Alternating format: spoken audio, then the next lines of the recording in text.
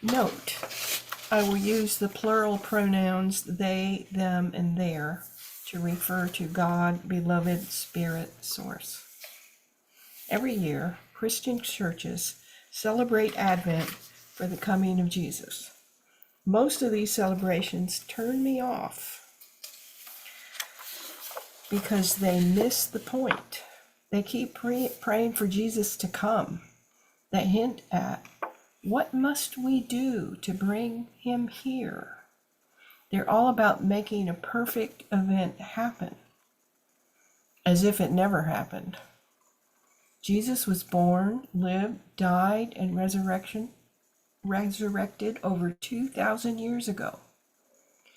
All this hand waving to make something out of what we already have shows kind of an unbelief in the Christian experience. When he was in his physical body, Jesus said, I will come back to you. People misinterpret that, thinking his physical body will come alive again. They miss the point. Pentecost shows how he came then, not in physical form, but in spirit. He continues to come, is here, alive, in us, now. We can find our many names for God, Spirit, Beloved, Love here within us, loving us as we really are. And I'm going to tell you how I found this Jesus, Spirit, Beloved, Love in the middle of my messy life. And they are the center of my life. Without them, I am nothing. Exactly 49 years ago this week, in Advent 1975, I was living a lie I couldn't face. On the outside, I put on a show for everyone, that everything was fine. But it really wasn't. My beloved baby daughter had passed away from sudden infant death syndrome 5 months earlier. My husband kept losing his job because of his addiction to alcohol. It was growing worse. I was constantly pouring out my love and energy, raising my precious 3 and 5-year-old sons, trying to keep it together to make a wonderful, stable family home. After my daughter died, I buried my grief inside, and I tried to compensate by making everything appear as if I had everything under control.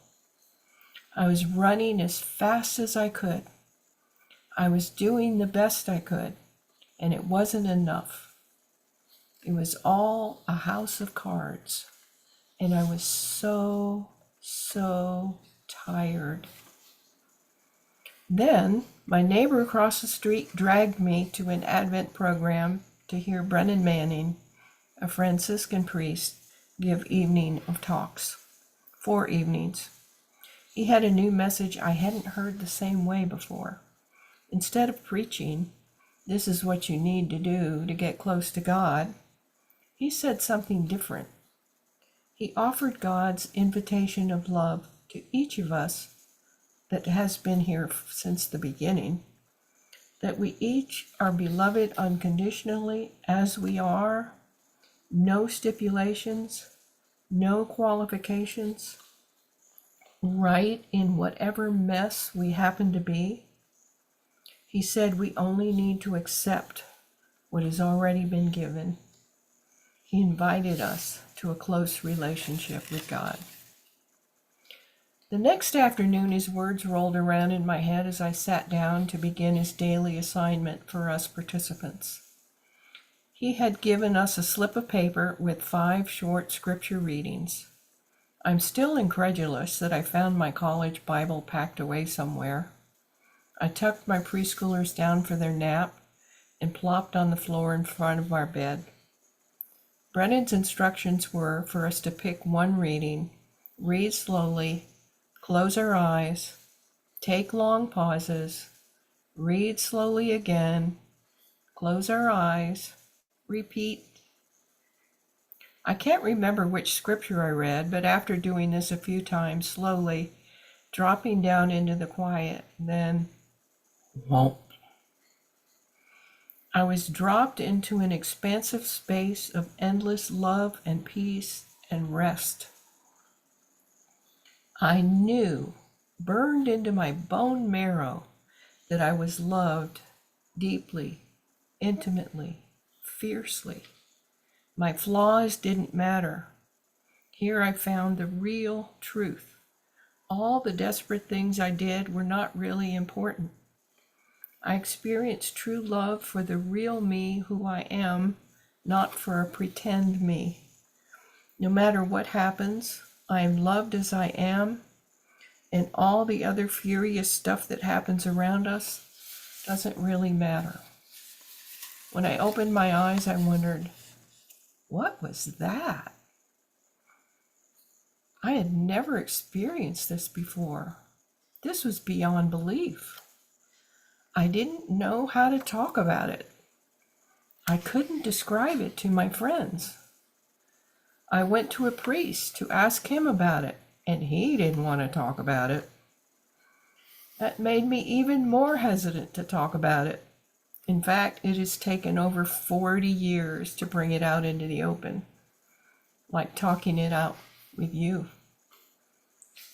I couldn't express everything that happened to me in those moments, but I knew it was extremely important for my life.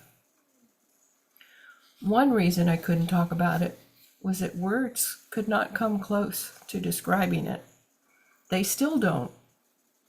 It's like a knowing deep in my center, not thoughts rationally jumping around in my head.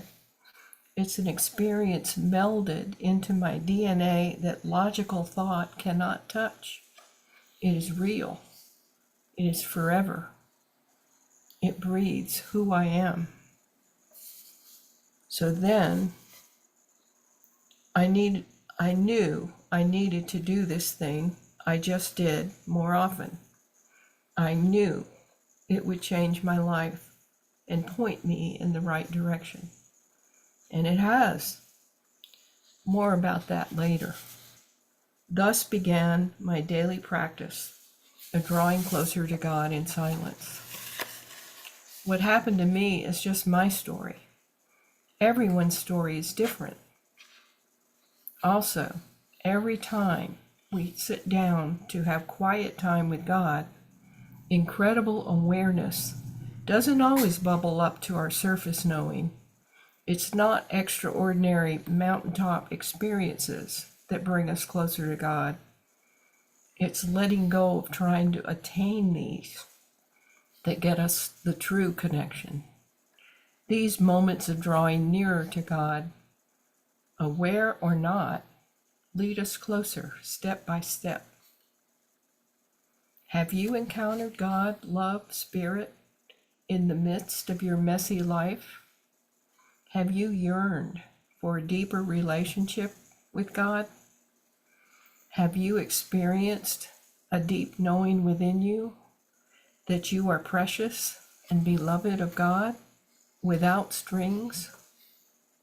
Has your spiritual journey been redirected to a more correct path? So I'm going to stop this, but think about what you want to say.